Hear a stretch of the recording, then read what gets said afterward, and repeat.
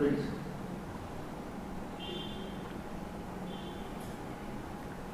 Om Gananam Tva Ganapatigum Havamahe Kavim Kavinam Upamashravastamam Jyeshtarajam Brahmanam Brahmanaspatana Shrunvanutibhissi Dasadanam Shri Mahaganadhipataye Namaha Gurur Brahma Gurur Vishnu Gurur Devo Maheshwaraha Guru Sakshat Param Brahma Tasmai Shri Gurave Namaha Sadashiva Samarambham Shankaracharya Madhyamam Asmadacharya Paryantam Vande Guru Paramparam. Om. Dear friends, today I am actually repeating what I told yesterday. Yesterday, I am sorry, there was a lot of background noise and many of you must have found it very difficult to follow. So I will repeat. And in the last class, that is the last say perfectly webcast class, we were reading one line, Swadharme pravrittanam api tesham vang manah kaya dinam pravrittihi phalabhisandhi purvikaiva sahankaracha bhavati. This is basically in the context of Shankaracharya explaining. He is giving an overall context of the thing. And Arjuna's individual sorrow has been discussed initially. And then Arjuna's sorrow is in a narrow context. So what Krishna is trying to do is to take it out into a larger context, analyze it in a larger perspective, give him a larger picture, give him a big picture of the total reality. So that is what Krishna is trying to do. He is actually universalizing the sorrow, the grief, shoka and moha which are felt by Arjuna. And then he is trying to give a sort of universal message. So that Arjuna is only a pretext there. Arjuna's issue is only a pretext there. And then what Lord Krishna is trying to do is to give a universal message. So that is the picture. So let us read the next line. Tatra evam sati dharma dharmopachayat ishtanishta janma sukha dukkha samprapti lakshanaha samsaro anuparato bhavati ityatah samsara bijabhutau shoka mohau tayoscha sarva karma samyasa purvakat atma jnanat nanyatah nivrutti riti. Yes. Okay.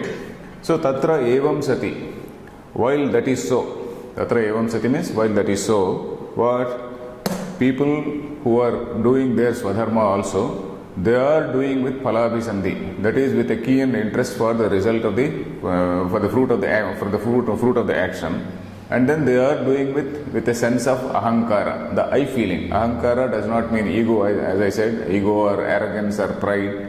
Ahankara means that sense that I am doing. That identification with the self, that is what is ahankara in Vedanta. We should not say that it is arrogance or anything.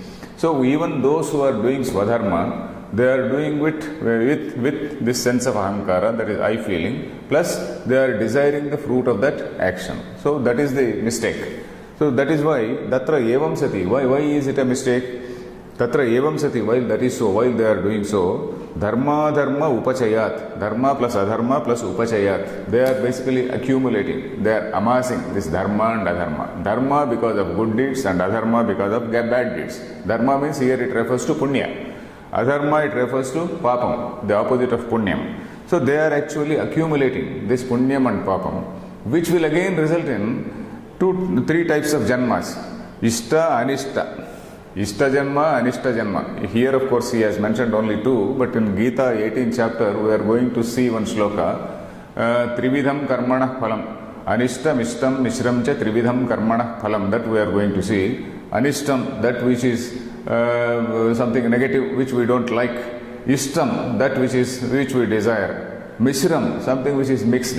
Something both good and bad are there. So that is something a mixed thing. So Ishta Janma is something like a Devaloka Prapti. You live in a higher plane. Anishta Janma is something you may be on the same earth, you will have some other Tiryak Janma means some animal Janma, or maybe some in hell suffering something else. Then Mishra is a mixture of good and bad. So that is a Manushya Janma, where there is an opportunity to strive and then there is an opportunity to realize oneself. Manushya Janma is the only Janma where there is an opportunity for an individual to do some good work and then cancel all the bad deeds of earlier Janmas also. So that is the opportunity which is there in the Manushya Janma according to our say Siddhanta. So tatra evam sati dharma upachayat ishta anishta janma sukha dukkha samprapti lakshanaha. It is characterized by say acquisition of sukha and dukkha. It is characterized by so samprapti is not acquisition. Samprapti is it befalls, it comes as a result. Sukha and dukkha come as a result of this say punyam and papam which you have accumulated over a period of time. Samsaraha Anuparataha bhavati. Samsaraha. I told you samsara doesn't mean wife, children, etc. Samsara means samsaranam. That is transmigrating from one body to another is samsara. That samsaraha anuparataha bhavati. Anuparataha. Uparati is withdrawal. Anuparata is there is no end to that. It continues. Incessant. Unending. Anuparata is something unending. It is just that cycle. It goes on and on. It never ends. So long as you do karma with a sense of I, that samsara, the wheel of samsara, it moves on and on. Anuparataha bhavati ityataha. Ityataha means therefore samsara bija bhutau shoka moho. Shoka and moha, that is sorrow and delusion. These are the two seeds for samsara. Samsara bija bhutau. For this, these are the seeds for this transmigration. And this samsara bija bhutau shoka moho, they are again because of this feeling of aham and mama. This aham and mama, these are the two things which are producing the shoka, moha, krodha, lobha and many other feelings which we experience every day. So shoka mohau, tayoscha sarva karma sannyasa purvakad atmajnanat na anyataha nivrittihi. Tayoho, of these two, tayoho means of these two. What two? Shoka and moha. Of these two, nivrittihi. Nivritti is total emancipation from that. Nivritti is total freedom from that. Nivritti is total freedom, total liberation from this shoka and moha is only possible by sarva karma sannyasa purvakad atma jnanat. Atma jnanat. That is only by the knowledge of Atman. What type of knowledge? What type of atma jnana? Sarva karma sannyasa purvaka. Purvaka means preceded by. This Atma Jnana should be preceded by Sarva Karma Sannyasa. That is giving up, renouncing all actions, renouncing all karmas, renouncing all the karmas, and that has to precede this, that will precede naturally Atma Jnana. Atma Jnana which is preceded by this Sarva Karma Sannyasa, that is abandoning all actions, renouncing all actions. So that is the only way. Sarva Karma Sannyasa Purvakad Atma Jnanat na anyataha nivrittihi. Na anyataha, not otherwise. It is very emphatically he is saying na anyataha, that is not otherwise. This nivritti is not possible. Nivritti is freedom. Freedom is just not possible without say a complete knowledge of the self. So we have to see one more thing. Say for a why we have seen Arjuna standing in the middle of the say two armies, and then he is experiencing the shoka and moha. And then why should Lord Krishna tell all this philosophy? Why should Lord Krishna tell Atma Jnana? Why should Lord Krishna tell him about this karma, dharma, and then overall context of dharma and all that? That we have to see. What the idea is, if it is an ordinary soldier, if there is some ordinary soldier, and if he says, no, I don't want to do this battle, either you dismiss him from the army, or you command, jolly well do. So that used to be in fact there used to be a system of forcible recruitment into the army.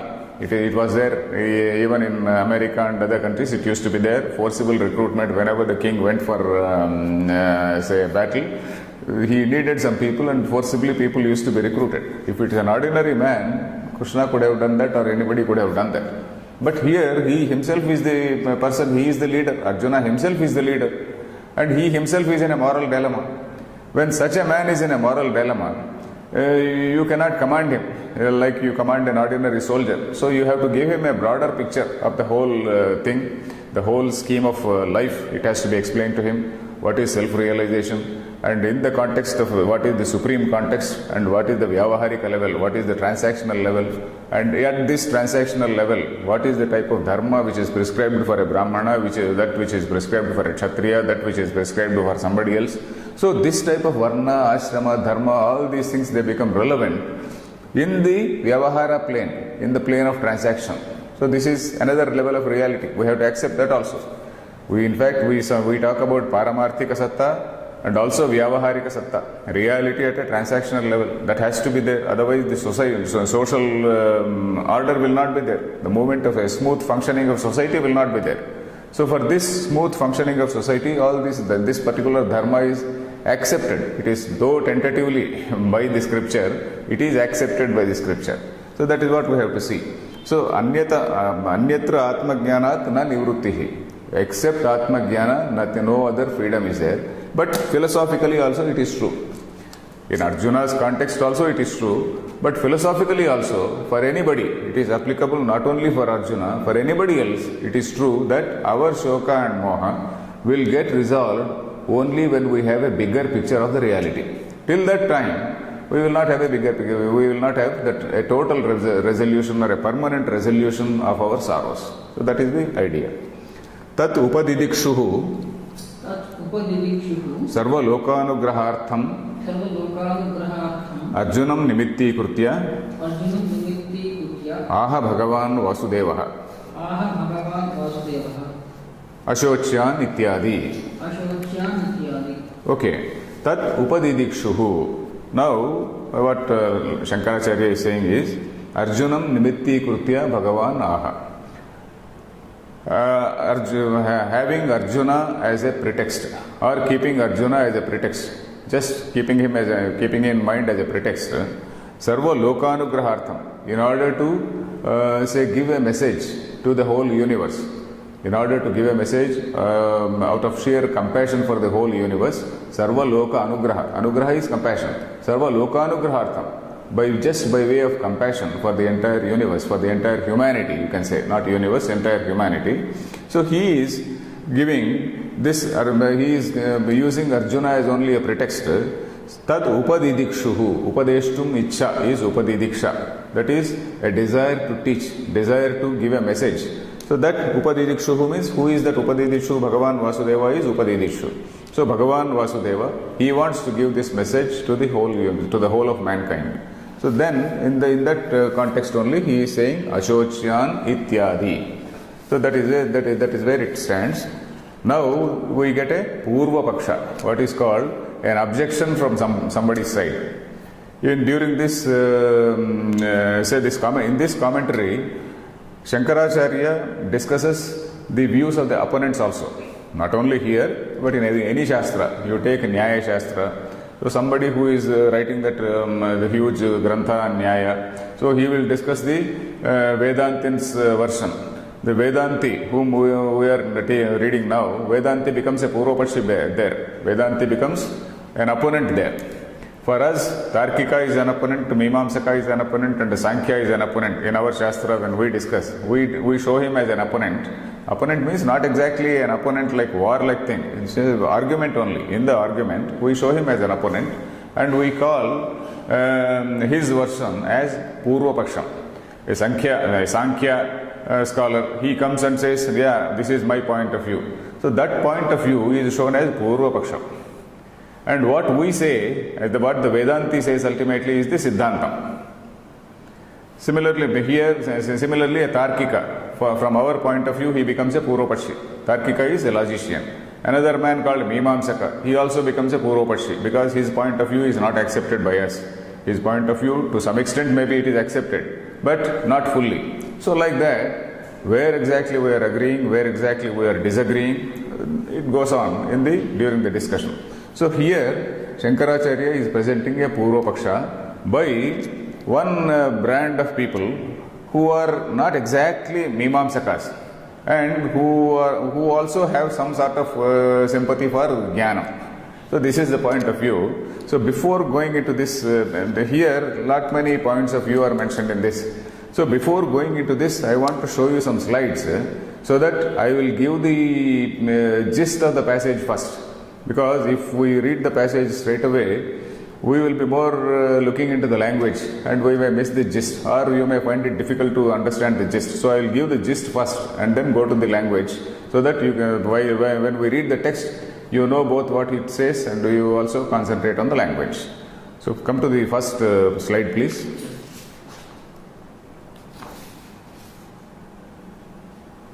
You come to the first slide. So here there are, in those days, that is in Shankara's time, there was a serious debate about the relative importance of karma and moksha. The basic question was, will karma lead to moksha or will jnanam lead to moksha? That was the basic question. You come to the second slide. You come to the second slide. This debate is because the same Veda is telling about karma, and the same Veda is also telling about Jnana. Then which should we take as standard? These 2 points of view are basically antagonistic to each other.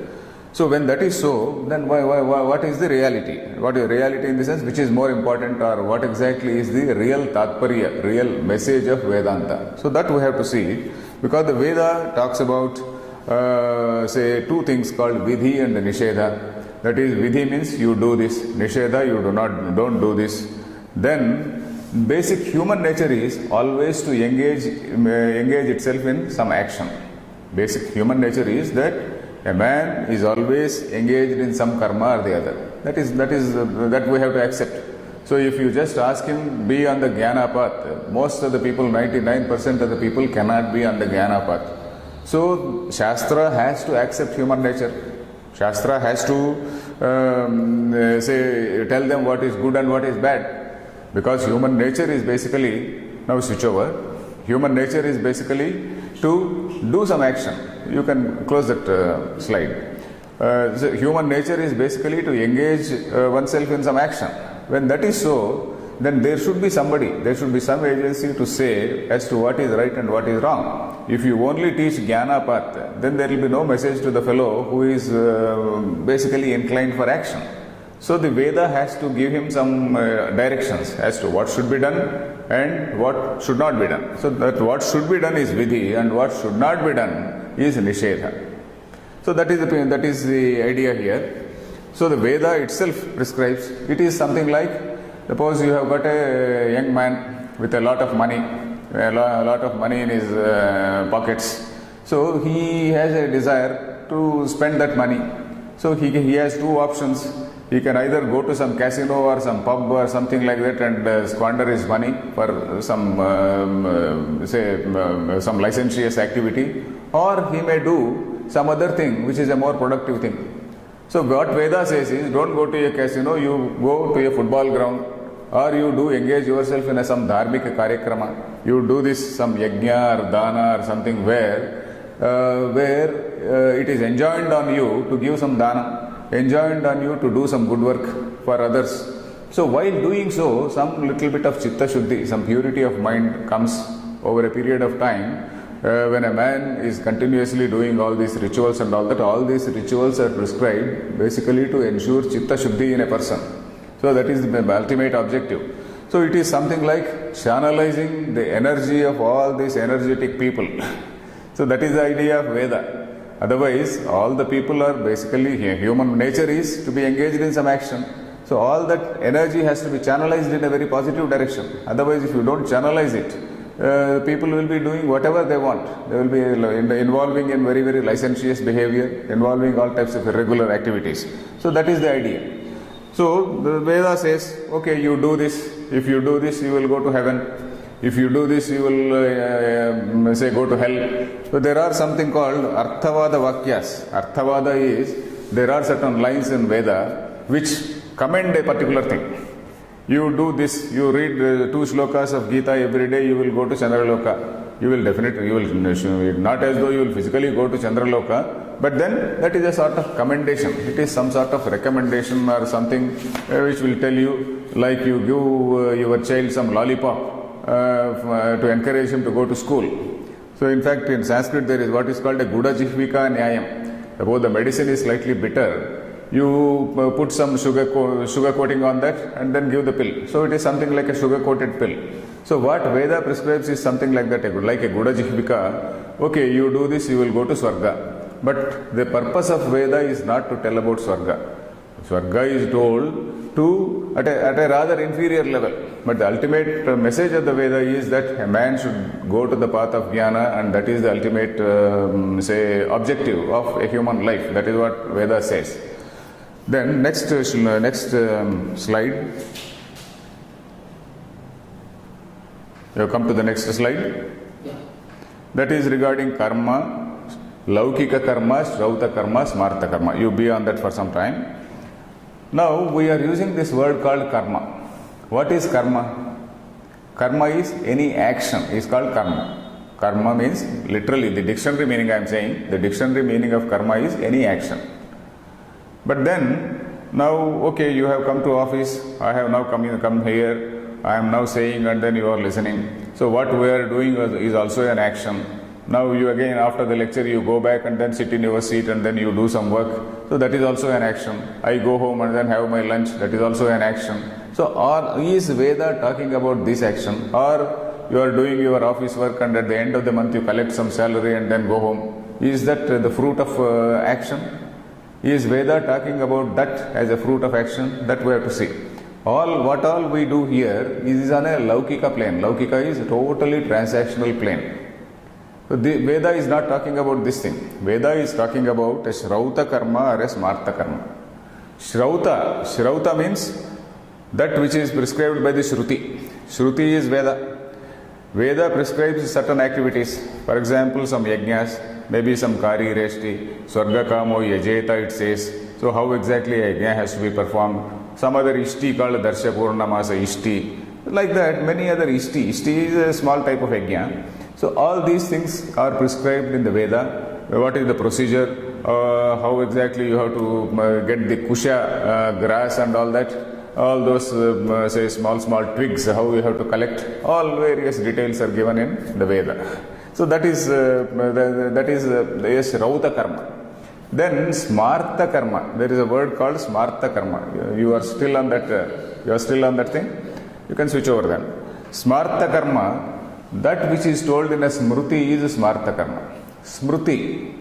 In the beginning I told you there are two things called shruti and smruti. Shruti is the basic text of Veda. Smruti is a derivative text. That is all our smrutis like Manusmruti, Parashara Smruti, all those things. Plus Mahabharata is also called a smruti. So these are the secondary texts. The basic text being Veda, the secondary texts are the derivative texts. In order to propagate the message of the Veda, all these secondary texts have come into existence. So these secondary texts also prescribe some duties. They tell the dharma according to a varna or ashrama. In this particular varna, in this particular ashrama, you are supposed to follow this dharma. This is your duty. So this sort of thing is called smarta karma. So Vaidika karma is thing, there is a smarta karma. But when we talk about this karma phalam and whatnot, we are talking about this Vaidika karma and smarta karma and not our routine activity like coming to office, having tea and then collecting your salary, going home. We are not talking about that. But if you are engaged in some business and if you are doing some adharma in business, if you are cheating somebody, naturally you will come to this because it comes under smarta karma. Because Smriti also talks about the duty of a Vaishya. If you are doing a business, suppose you are a CEO of a company, then you may be considering calling yourself a Brahmin, but then certainly you are doing a business which is Vaishya Dharma. Vaishya Dharma. In that Vaishya Dharma, what happens is, if you are cheating somebody, then naturally some adharma will accrue to you, some papam will accrue. So at that time, you come under this category of smarta karma. So long as you are a servant, of course you are not affected. But if you are the boss, if you are the CEO, if you are the owner of a company and if you are doing some injustice, naturally this smarta karma aspect will come if you are doing adharma. So when we talk about karma and this dharma and adharma, that is our punyam and papam, we are mainly referring to this shrauta karma and smarta karma. So these two things we have to see. Then there is another word we saw, sakama. You can go back to the same slide. There are two words called sakama and nishkama. Sakama, kama means desire. Desire for what? Desire for the fruit of action. Sakama is, I want the fruit of that action. So I may be doing some Kshatriya dharma. For example, Arjuna is doing this Kshatriya dharma here. So he wants to have that kingdom. He feels that yes, I am the boss and I want the kingdom. So that is a sakama karma. Nishkama karma is a slightly different thing. Nishkama karma is the most complicated thing, and that is the basic message of the Bhagavad Gita itself. Nishkama karma is where a person, he will not get the fruit of the action. He will not get the fruit of the action. That is because he is doing his action. You can switch over. You come to the next slide. Nishkama karma, you have come to that slide. Okay, nishkama karma is something where a person does his duty as a sort of order from the Lord. He realizes that there is a larger order, there is a higher order in the universe, and then he has to obey that higher order. And after recognizing that higher order, he does his duty as a sort of command of the Lord. As it is something, it is my duty. It is my duty to do this work for the welfare of the world, for the welfare of humanity. So it is that with that attitude he does work. So he recognizes that there is a higher order. You call it isvara. You can close that thing. You can close that slide. So he realizes that there is a higher order. There is a higher order. You call it isvara, the God's order or a universal order, and then he does with that sense of duty. As I said, our Siddhanta, our doctrine is basically a duty-based. It has a duty-based approach. Duty that each man has got a duty in the society. So this is this nishkama karma. What is the difference between sakama and nishkama? In sakama karma, you get the fruit of action. In nishkama karma, you don't get the fruit of action.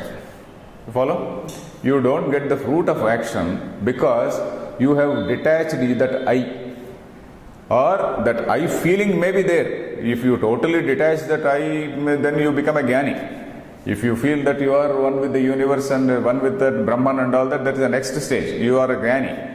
But this nishkama karmi is not a jnani. He is slightly one step less than a jnani. He is less than a jnani. But then he is doing it, okay, I am doing it as an order of the Lord, recognizing a higher order in, say, the universe. So with that spirit, he does action. So which means, a sakama karma, one who does sakama karma, he does it for himself. That feeling of I, capital I is there. But in nishkama karma, there is an I plus, you call it Ishvara. I plus Ishvara is there in that nishkama karma. So that is the basic difference between sakama karma and nishkama karma. So one who is engaged in this nishkama karma, he does not get the fruit of the result. Fruit of that action. So that is the point. So which means that when you are doing your nishkama karma in the society, whatever is ordained to you, whatever is enjoined on you, you will not get that fruit of action for what all actions you are doing in this janma. But there is a small catch here, in the sense that a man is always having a baggage of the result of previous births. According to our Siddhanta, there is, the karma is of three types. That is, the present karma which has already started, prarabdha. Prarabdha means that which has already started. Then there is a sanchita. Sanchita is a background, all that backlog, some baggage which comes along with a man when he transmigrates. That baggage also transmigrates. So that is called a sanchita karma. Then this sanchita karma may not be fulfilled, it may not be covered in one life. It may not be completely exhausted. It may not be exhausted in one life. It may require some more lives to exhaust. So that is called the agami karma. Agami karma, in the future births also, you will also do some action. which may again result in some good and bad results. So this sort of accumulation of good and bad is something like a bank balance, credit and debit, it goes on and on. And we hear about that Chitragupta who keeps a proper account of all these things. Chitragupta, in that Yamadharma Raja's court, there is one accountant who keeps an account of all our good deeds and bad deeds. So this gentleman, Chitragupta, the very name indicates Chitragupta. So he wonderfully preserves. Chitra means wonderful. Gupta, the meaning of Gupta is one who preserves. Gupa, the dhatu, Gupa dhatu means preserving, protecting. So what does he protect? He protects, or he keeps a very good record. It is something like your master computer or something. So he keeps a very good record of all our good deeds and bad deeds. So we are now seeing how to beat that Chitragupta. This Nishkama Karmi is a fellow who beats that Chitragupta in the sense that he does not get the fruit of that action, at least for the present actions. But Sanchita Karma may be there. So that is one point which you have to keep in mind. So the next slide, you please come to that. Or the same slide, Nishkama Karma, you come to the same slide. This Nishkama Karma is equal to Isvararpana Buddhi, is equal to Karma Yoga. This is what we have to realize. The same Nishkama Karma, it is equal to Isvararpana Buddhi, it is equal to Karma Yoga. And this is what Shankaracharya is going to say, Yoge Buddhihi, Sankhye Buddhihi. This thing, Nishkama Karma, is Yoga Buddhi.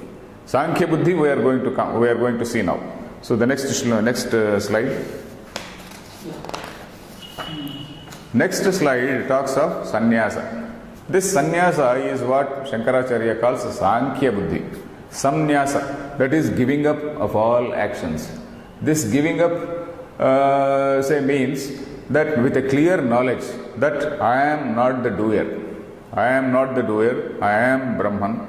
So with that knowledge, when once by this constant study of scriptures and by proper meditation on the scriptures and proper realization of what is the self, then once he becomes very, very clear that he is not different from Brahman, then he becomes free from this bondage of rebirth.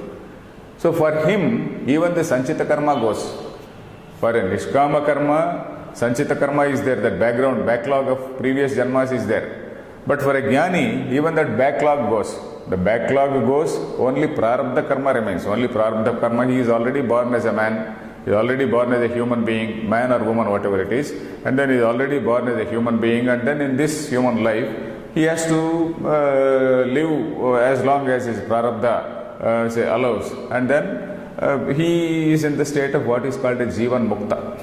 So his past bad deeds are gone. You can now close that thing. You have closed. So his past Sanchita Karma has gone, and then the Agami Karma will not be there. Only this present Karma, whatever has already begun, Prarabdha means whatever has already begun, only that thing will continue. So that is the state of a sannyasi. He is a person who does, who knows that he is nothing different from Brahman. So then come to the next slide.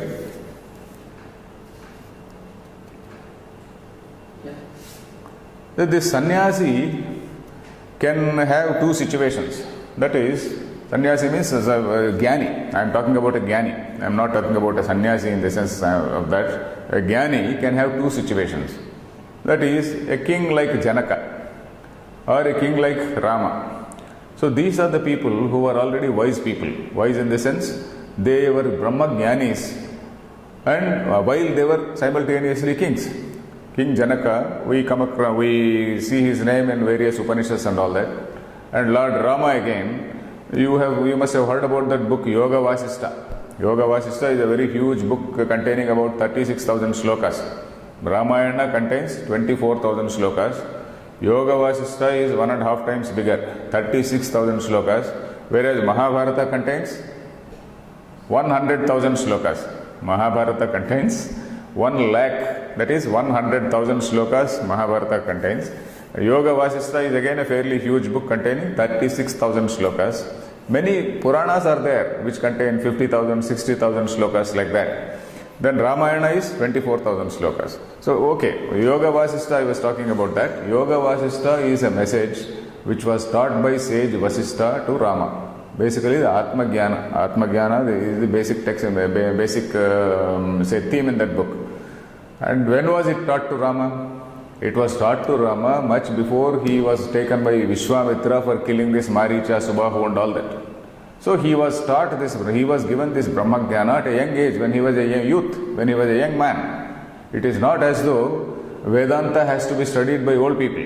Our basic problem in our society now is that Vedanta is something which is prescribed for old people. In our own house, if you try to teach Gita to your child, your wife may protest. Why you teach Gita to this fellow? Let him study well.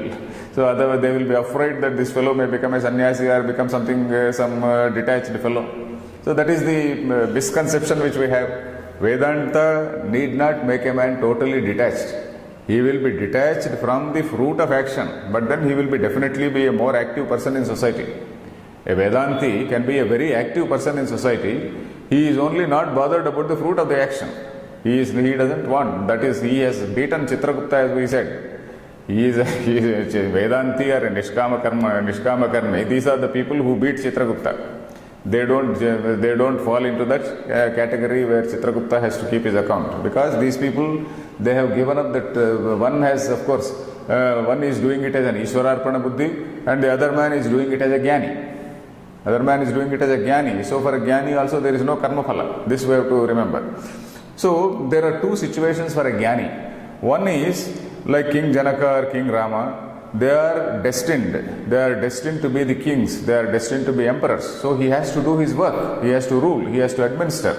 So then he cannot say, no, I want to go to forest and all that. He has to do his job. So that is what is called jnani karma.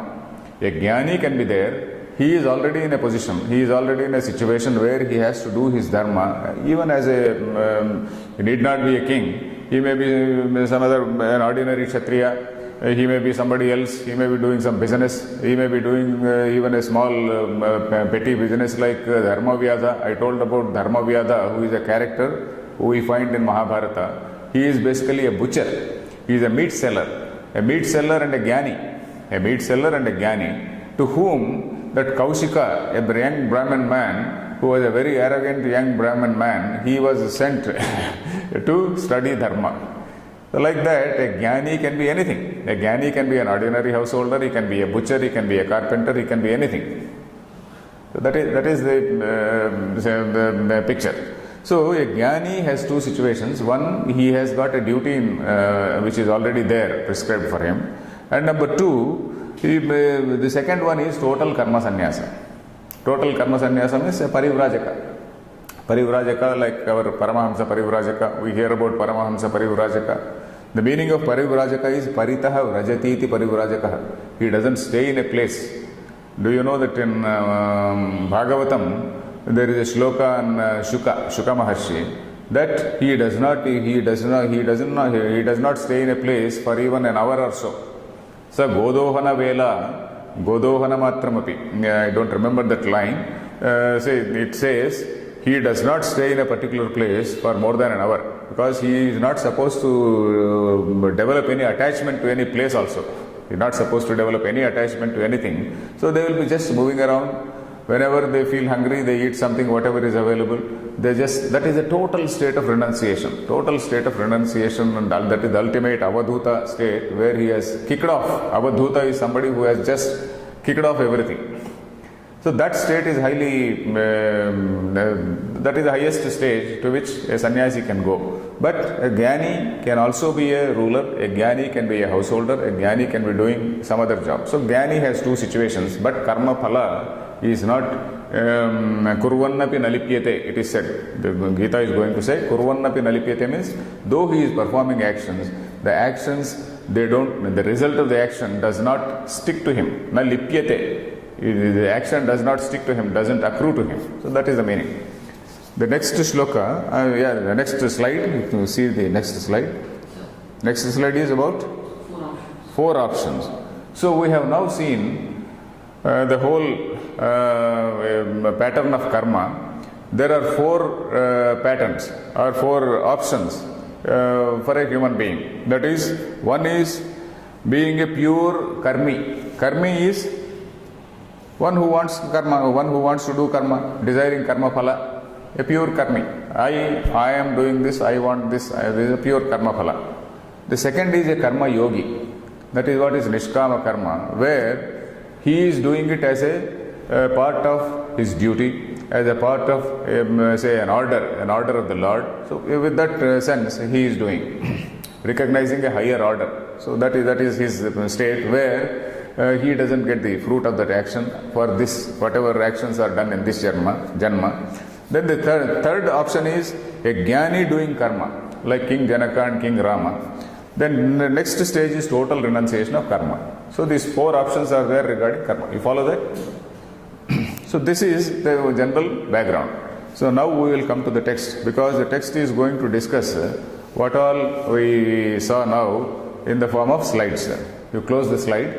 You closed it? Yes. Now, the debate here is, which is better? Sarva karma sannyasa is better, or Agnihotra, Shrauta, Smarta, all these karmas have to be done. So that is the debate here. Now please see the text. Atra kechid ahuhu. Sarva karma sannyasa purvakat. Atma jnana nishtha matra deva kevalat. Kaivalyam na prapyata eva. Yes. Kim tarhi? Agnihotradi Shrauta Smarta Karma Sahitat Jnanat Kaivalya Praptiriti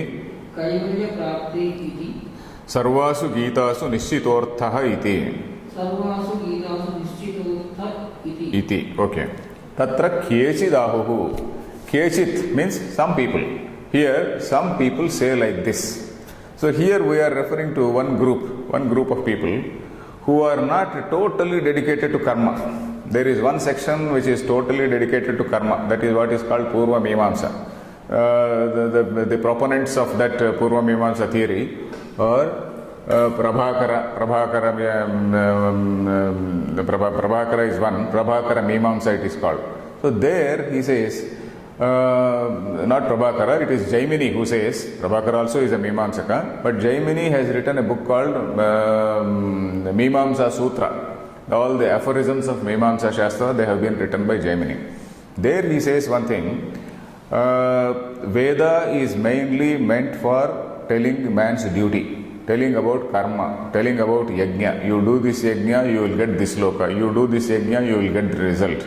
And whatever else has been said, it is all irrelevant. Incidentally, Veda might have talked about Atma, incidentally, Veda must have talked about some Brahman and all that, but all these things are irrelevant. Veda is meant only for telling a man his duty. So that is an extreme view taken by the Mimamsakas. There is a sutra which says, Amnayasya kriyarthatvat anarthakyam atadarthanam. Amnayasya kriyarthatvat means, Amnaya means Veda. Veda is mainly meant to tell about Kriya. Kriya means Yajna or Karma. Kriyarthatvat anarthakyam atadarthanam. Atadarthanam, for all other utterances, whatever has been said, whatever else has been said, all that becomes anarthakyam. Anarthakyam is meaningless, irrelevant. So that is one sutra. He has written a sutra like that, saying that all this talk about Satyam, Jnanam, Anantam, Brahma, Aham Brahmasmi, Tattvamasi, all these things are irrelevant, they don't make any sense. So that is what is the extreme view. So then Veda prescribes only knowledge. That is also an extreme view. Vedanta of course does not take that view. Vedanta takes a holistic view. In fact, Bhagavad Gita takes a holistic view. Bhagavad Gita, it is different from other texts like Prakarana Granthas. In this aspect, Prakarana Grantha directly takes you to Druk Drusya Viveka, about you are the seer and what everything else is seen, you are the only reality, everything else is a mithya. It goes directly to that level. Whereas Veda directly does not go to that level. Veda tells, it accepts human nature, it understands human nature, because the human nature is so variegated, it is so wide. You can't tell Vedanta to everybody. So what Vedanta says is, okay, Veda, it talks about, while talking about Veda also, Veda talks about dharma, karma at a particular level. Then after that level, it tells about upasana. Upasana means knowing about the nature of a particular god. In karma, you are only doing some yajna, things like that. In upasana, there you visualize some god form. You visualize some Rudra or some other Vishnu or some other Indra or some other god form. Then you dwell on the nature of, you meditate on the nature of that god form, so that capacity to think. The karma does not involve any thinking. Upasana makes a man think a little bit of karma. It will slowly bring him to that thinking stage. Then from that upasana, the next level is jnana. Next level is about self-realization, where this man is supposed to know shrotavyaha, mantavyaha, nididhyasitavyaha. That is, he is supposed to do this shravanam of Vedanta, what Veda says about Atma, and then he has to do mananam. Mananam is logically deliberating on whatever has been said, and logically you have to assimilate, and then after assimilating you try to live up to that, and then see that you become Brahman. So that is that last stage of Nididhyasana. So Vedanta gives a holistic picture. So one picture is that Purva Mimamsa, which totally negates Jnanam. Vedanta, of course, does not take that extreme view, but ultimately it says the ultimate purpose of life is self-realization. It definitely says the ultimate purpose is self-realization. For that, okay, these are all steps. We accept all those things as steps in a ladder. For a ladder, if you want to go to the rooftop, you need some staircase. So like that staircase, this karma, upasana, all these are sopana kramena. These are all steps, footsteps, which you have to slowly climb and go to that level. So that is what Vedanta ultimately says. So, but here we are seeing Kechit Ahuhu. Some people say, we are talking about a group which says that there can be a mixture of this karma and jnana. There can be a mixture of karma and jnana. You do this and also do that. So that is what he is going to say. Let us see. Sarva karma sannyasa purvakat. Yeah, you got that book? Yeah, Atma Jnana. Oh, yes, we have read this line. Okay, Sarva Karma Sannyasa Purvakad Atma Jnana Nishtha Matra Deva Kevalat Kaivalyam Na Prapyata Eva. He is using the word called Kaivalyam. In the earlier line, we saw this word Nivrutti. Atma Jnana, Sarva Karma Sannyasa Purvakad Atma Jnanat Nanyataha Nivruttihi. So, Nivrutti is liberation, Nivrutti is freedom, we said. Here he is using one word called Kaivalyam. The opponent is using the word Kaivalyam, whereas we have used the word Nivrutti. The opponent is using the word Kaivalyam, which means both and the same. Both Nivrutti and Kaivalyam are same. There is nothing wrong.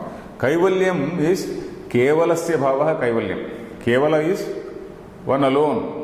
One alone is there. The awareness that only one is there, that is Kaivalyam. What is that one? That one is Brahman, that ultimate consciousness, that supreme consciousness, supreme reality, the supreme Sat. So that is what is Kaivalyam. So you should be in that stage. The wave should feel that the wave is nothing but the ocean. So that is what is Kaivalyam. Where ocean only remains. So something like the ocean of consciousness, that Brahman alone remains. So this Keva, Atma Jnana Nishtha Matra Deva Kevalat Kaivalyam Na Prapyate. So this man's contention is, Kaivalyam or liberation cannot be got by this Atma Jnana Nishtha only, by abiding in the path of Jnana or by adherence to the path of Jnana. Adherence to the path of Jnana alone will not lead to Kaivalyam. That adherence of path of Jnana, Sarva Karma Sannyasa Purvaka, that which is preceded by Sarva Karma Sannyasam and what not, that alone is not enough for achieving Kaivalyam. Then what else? Kim Tarhi. Kim Tarhi means what then? Agnihotradi Shrauta Smarta Karma Sahitat Jnanat. Karma Sahitat Jnanat. Agnihotradi Shrauta Smarta Karma Sahitat Jnanat. That's what he says.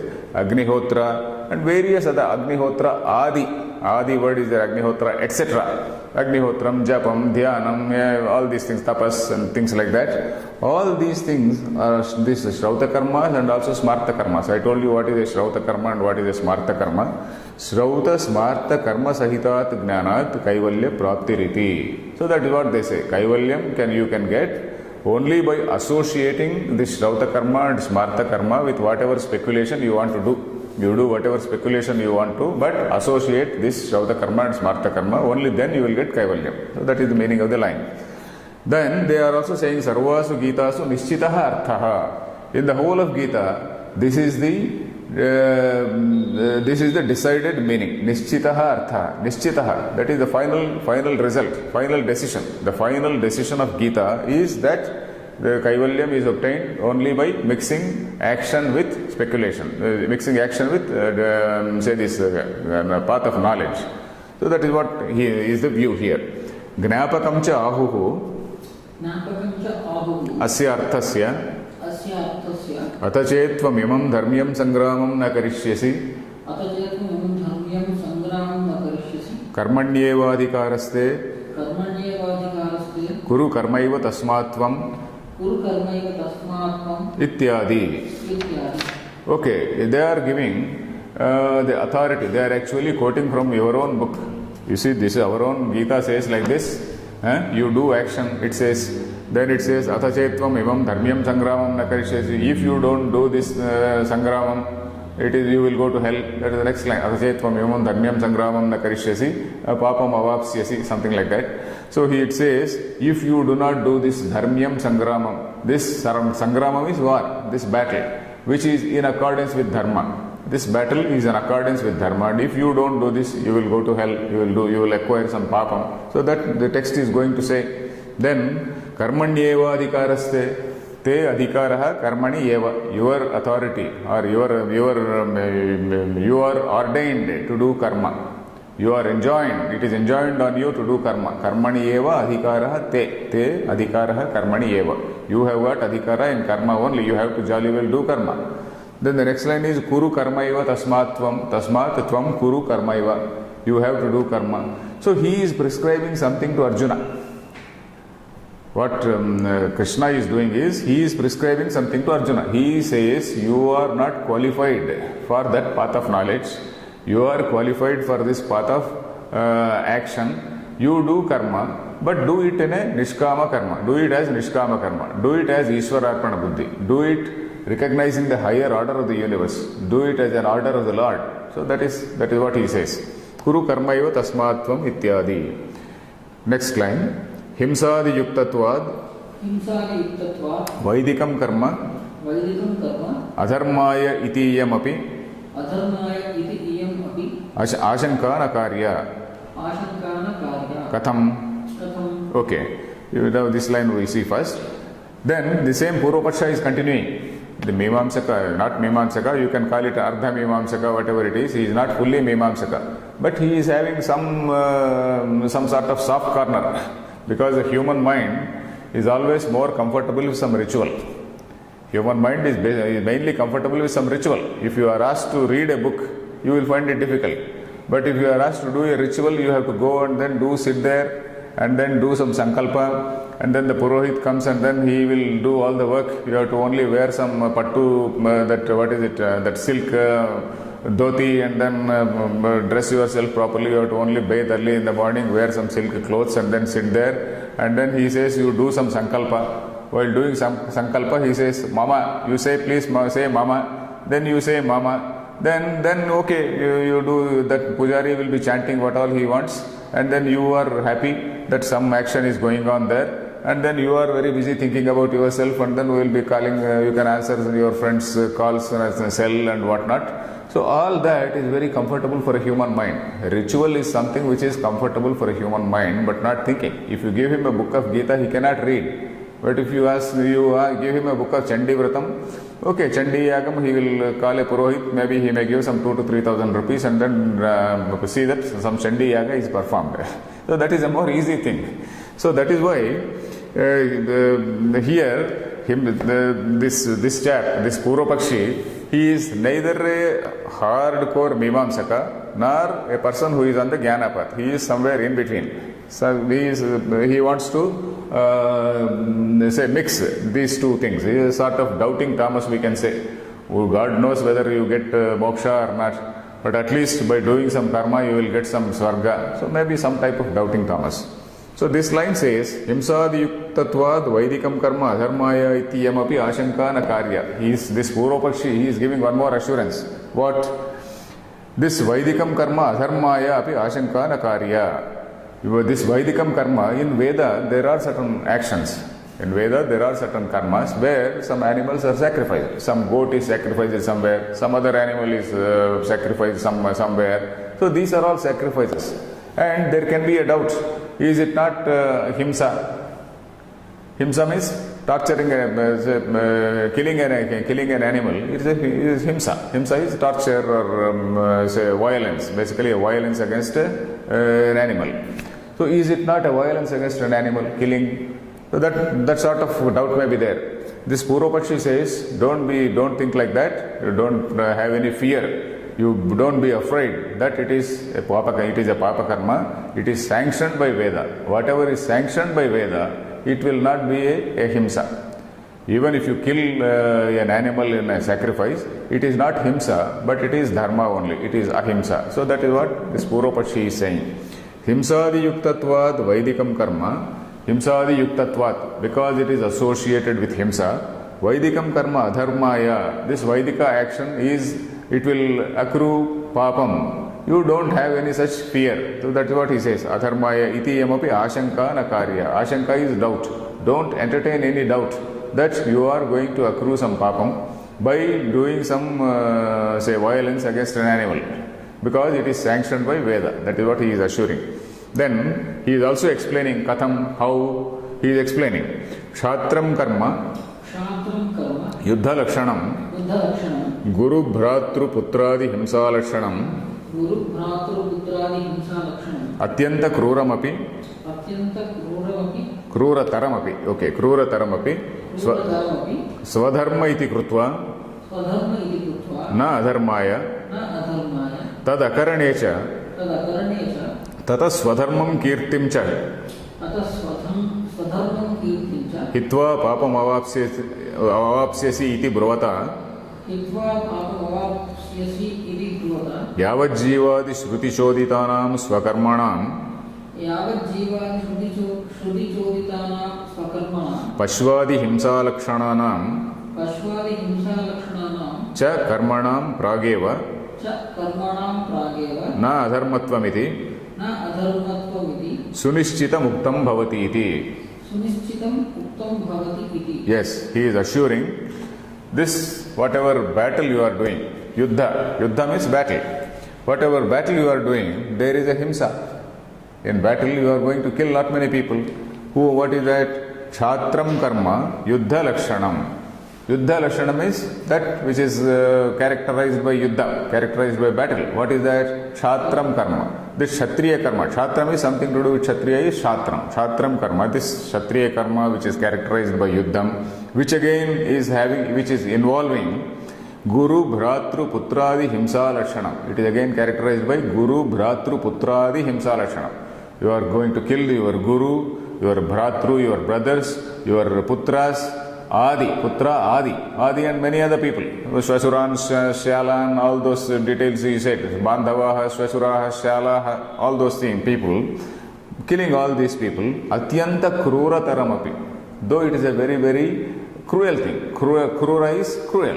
Though it is very, very cruel, it is swadharma. That is what this Purvapakshi is saying. It is all swadharma only. So it is not for, it will not give you any bad result. It will not give you papam. Kshatram karma yuddha lakshanam guru bhratru putradi himsa lakshanam atyanta krurataram. Though it appears to be cruel, it is not going to give you papam. It is not for adharma. That is what he says. Iti krutva na adharmaya. It is not for, it will not get you papam.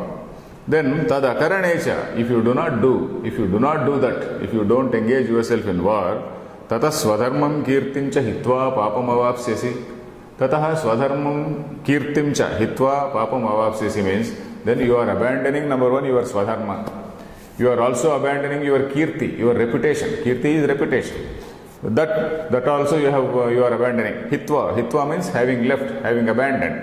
Papam avapsyasi. You will accrue papam. Avapsyasi means you will accrue. You will accumulate papam avapsyasi. You will accumulate papam by hitva, by abandoning, swadharmam and kirtim. Swadharmam cha kirtim cha hitva, by abandoning your swadharma and also your reputation, you are going to get papam. So this is what this Purvapaksha is saying. Hitva papam avapsyasi iti bruvata yavajjivadi shruti choditanam swakarmanam pashvadi himsalakshanaam cha karmanam. Likewise, he is also extending it to the other Vaidika karmas. He has now told about a Shatra karma.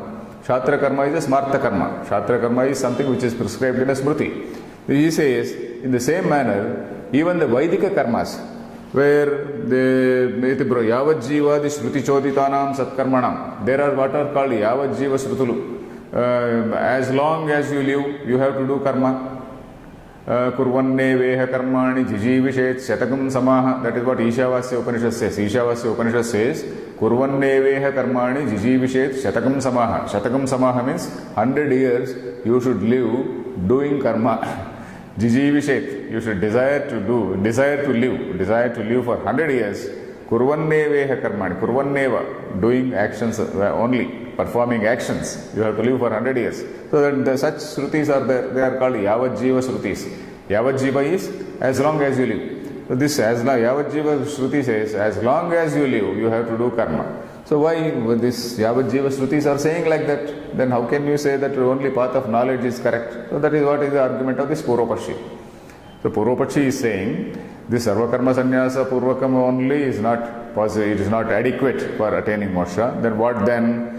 The Gita itself says you have to do dharma, you have to do this dharmyam sangramam, this battle which is according to dharma.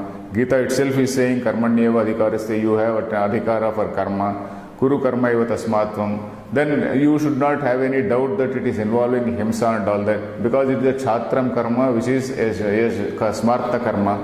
So though it involves killing of this guru, putra, bandhu and all that, it is not for adharma. Then in addition to that, Yavajjiva the Shrutilu, all these Yavajjiva the Shrutis also, Yavajjiva the Shruti Choditanam Swakarmanam Pashvadi Himsa Lakshananam, Pashvadi, Pashu, etc.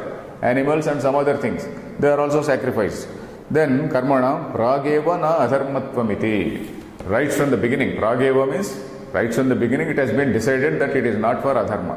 It has already been decided, Prageva, it is already decided that it is not for adharma. Iti sunishchita muktam bhavati iti. Sunishchitam. Very clearly it has been said. So this is the Purvapaksha. Then the Siddhanti says, Tat asat, that is wrong. So we will take up that Siddhanta in the next class. Is time over? Yes. Okay.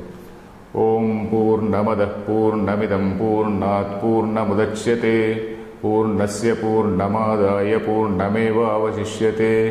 Om Shanti Shanti Shanti.